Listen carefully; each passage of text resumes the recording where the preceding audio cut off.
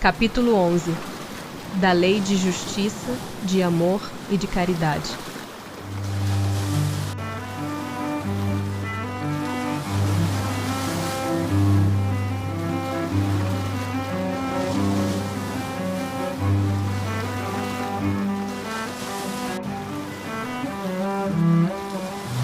Justiça e direitos naturais. O sentimento da justiça está em a natureza ou é resultado de ideias adquiridas? Está de tal modo em a natureza que vos revoltais à simples ideia de uma injustiça. É fora de dúvida que o progresso moral desenvolve esse sentimento, mas não o dá. Deus o pôs no coração do homem. Daí vem que frequentemente, em homens simples e incultos, se vos deparam noções mais exatas da justiça do que nos que possuem grande cabedal de saber. Sendo a justiça uma lei da natureza, como se explica que os homens a entendam de modos tão diferentes, considerando um justo o que a outros parece injusto? É porque a esse sentimento se misturam paixões que o alteram, como sucede a maior parte dos outros sentimentos naturais, fazendo que os homens vejam as coisas por um prisma falso. Como se pode definir a justiça? A justiça consiste em cada um respeitar os direitos dos demais. Que é o que determina esses direitos? Duas coisas: a lei humana e a lei natural. Tendo os homens formulado leis apropriadas a seus costumes e caracteres, elas estabeleceram direitos mutáveis com o progresso das luzes. Vede-se hoje, as vossas leis, aliás imperfeitas, consagram os mesmos direitos que aquelas da Idade Média. Entretanto, esses direitos antiquados, que agora se vos afiguram monstruosos, pareciam justos e naturais naquela época. Nem sempre, pois, é de acordo com a justiça o direito que os homens prescrevem. Demais, este direito regula apenas algumas relações sociais, quando é certo que na vida particular há uma imensidade de atos unicamente da alçada do tribunal da consciência. Posto de parte o direito que a lei humana consagra, qual a base da justiça segundo a lei natural? Disse o Cristo: queira cada um para os outros o que quereria para si mesmo. No coração do homem imprimiu Deus a regra da verdadeira justiça, fazendo que cada um deseje ver respeitados os seus direitos. Na incerteza de como deva proceder com seu semelhante em dada circunstância, trate o homem de saber como quereria que com ele procedessem em circunstância idêntica. Guia mais seguro do que a própria consciência não lhe podia Deus haver dado. Da necessidade que o homem tem de viver em sociedade, nascem-lhe obrigações especiais? Certo. E a primeira de todas é a de respeitar os direitos de seus semelhantes. Aquele que respeitar esses direitos procederá sempre com justiça. Em o vosso mundo, porque a maioria dos homens não pratica a lei de justiça, cada um usa de represálias. Essa a causa da perturbação e da confusão em que vivem as sociedades humanas. A vida social outorga direitos e impõe deveres recíprocos. Podendo o homem enganar-se quanto à extensão do seu direito, que é o que lhe fará conhecer o limite desse direito? O limite do direito que, com relação a si mesmo, reconhecer ao seu semelhante em idênticas circunstâncias e reciprocamente. Mas se cada um atribuir a si mesmo direitos iguais aos de seu semelhante, que virá a ser da subordinação aos superiores? Não será isso a anarquia de todos os poderes? Os direitos naturais são os mesmos para todos os homens, desde os de condição mais humilde até os de posição mais elevada. Deus não fez uns de limo mais puro do que o de que se serviu para fazer os outros, e todos, aos seus olhos, são iguais. Esses direitos são eternos. Os que o homem estabeleceu perecem com as suas instituições. Demais, cada um sente bem a sua força ou a sua fraqueza e saberá sempre ter uma certa deferência para com os que o mereçam por suas virtudes e sabedoria. É importante ressaltar isto, para os que se julgam superiores, conheçam seus deveres a fim de merecer essas deferências. A subordinação não se achará comprometida quando a autoridade for deferida à sabedoria. Qual seria o caráter do homem que praticasse justiça em toda a sua pureza? O do verdadeiro justo, a exemplo de Jesus, porquanto praticaria também o amor do próximo e a caridade, sem os quais não há verdadeira justiça. Direito de propriedade. Roubo. Qual o primeiro de todos os direitos naturais do homem? O de viver.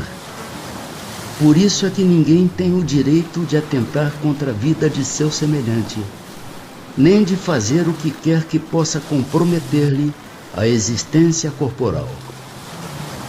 O direito de viver dá ao homem o direito de acumular bens que lhe permitam repousar quando não mais possa trabalhar? Dá.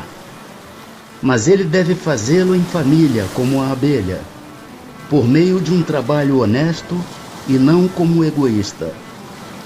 Há mesmo animais que lhe dão o exemplo de previdência.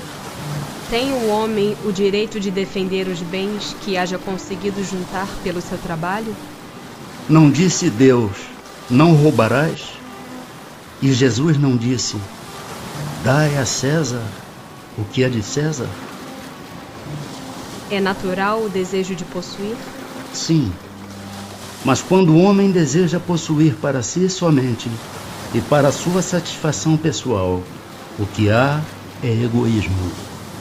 Não será, entretanto, legítimo o desejo de possuir, uma vez que aquele que tem de que viver a ninguém é pesado?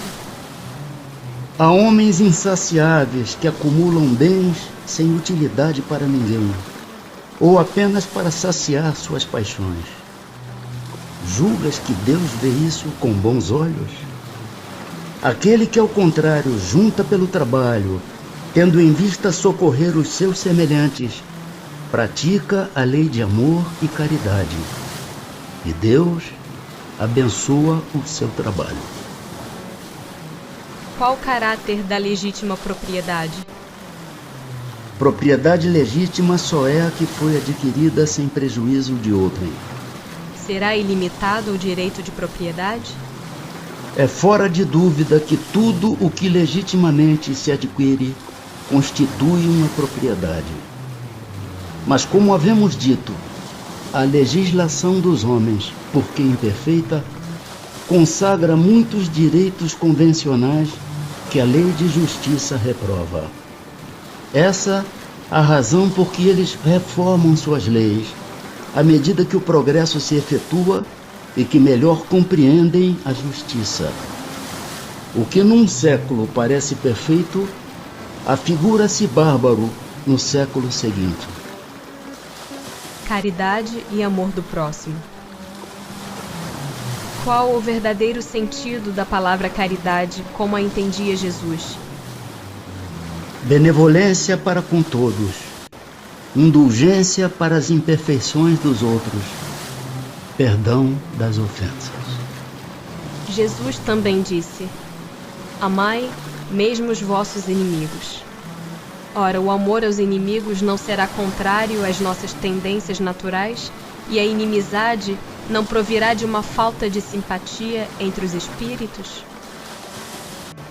Certo, ninguém pode votar aos seus inimigos um amor terno e apaixonado. Não foi isso o que Jesus entendeu de dizer.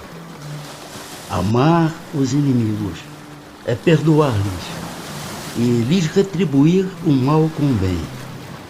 O que assim procede se torna superior aos seus inimigos, ao passo que abaixo deles se procura tomar vingança. Que se deve pensar da esmola? Condenando-se a pedir esmola, o homem se degrada física e moralmente, embrutece-se.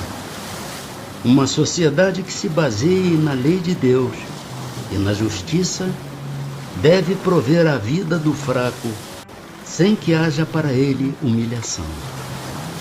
Deve assegurar a existência dos que não podem trabalhar, sem lhes deixar a vida à mercê do acaso e da boa vontade de alguns.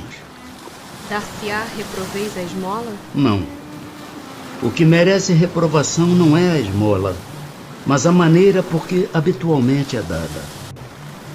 O homem de bem que compreende a caridade de acordo com Jesus vai ao encontro do desgraçado, sem esperar que este lhe estenda a mão. A verdadeira caridade é sempre bondosa e benévola. Está tanto no ato como na maneira por que é praticado. Duplo valor tem um serviço prestado com delicadeza. Se o for com altivez, pode ser que a necessidade obrigue quem o recebe a aceitá-lo, mas o seu coração pouco se comoverá. Lembrai-vos também de que, aos olhos de Deus, a ostentação tira o mérito ao benefício.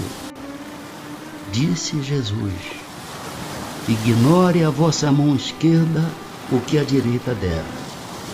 Por essa forma, ele vos ensinou a não ostentardes a caridade com o orgulho. Deve-se distinguir a esmola propriamente dita da beneficência. Nem sempre o mais necessitado é o que pede. O temor de uma humilhação detém o verdadeiro pobre que muitas vezes sofre sem se queixar. A esse é que o homem verdadeiramente humano sabe ir procurar, sem ostentação. Amai-vos uns aos outros. Eis toda a lei, lei divina, mediante a qual governa Deus os mundos. O amor é a lei de atração para os seres vivos e organizados. A atração é a lei de amor para a matéria inorgânica. Não esqueçais nunca que o espírito, qualquer que seja o grau de seu adiantamento, sua situação como reencarnado ou na erraticidade, está sempre colocado entre um superior que o guia e aperfeiçoa e um inferior para com o qual tem que cumprir esses mesmos deveres. Sede, pois, caridosos, praticando não só a caridade que vos faz dar friamente a esmola que tirais do bolso, ou que vos ousa pedir, mas a que vos leve ao encontro das misérias ocultas. Sede indulgentes com os defeitos dos vossos semelhantes, em vez de votardes desprezo à ignorância e ao vício, instruí os ignorantes e moralizai os viciados. Sede brandos e benevolentes para com tudo o que vos seja inferior.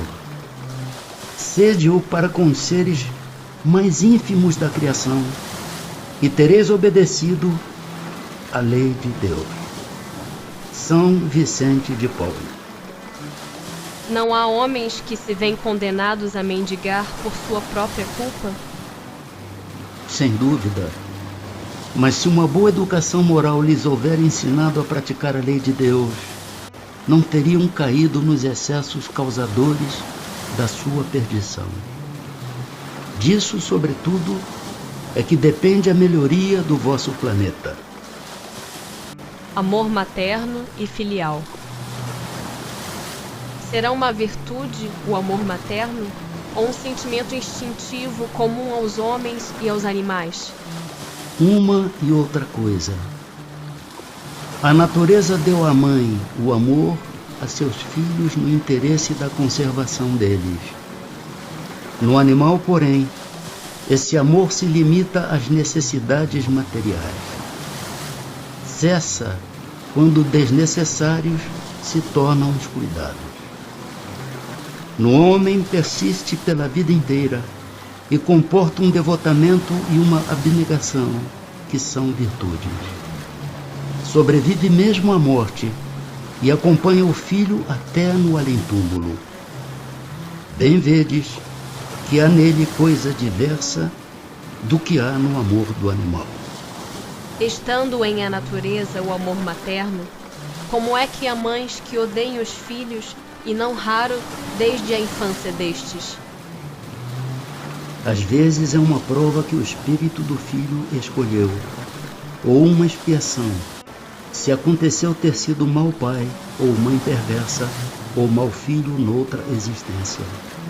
Em todos os casos, a mãe má não pode deixar de ser animada por um mau espírito que procura criar embaraços ao filho, a fim de que sucumba na prova que buscou. Mas essa violação das leis da natureza não ficará impune, e o espírito do filho será recompensado pelos obstáculos de que haja triunfado.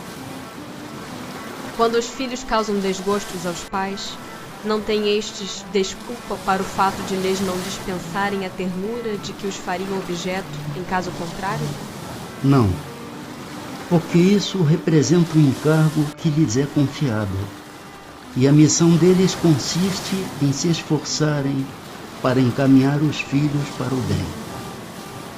Demais, esses desgostos são frequentemente a consequência do mau feitio que os pais deixaram que seus filhos tomassem desde o berço. Colhem o que semearam.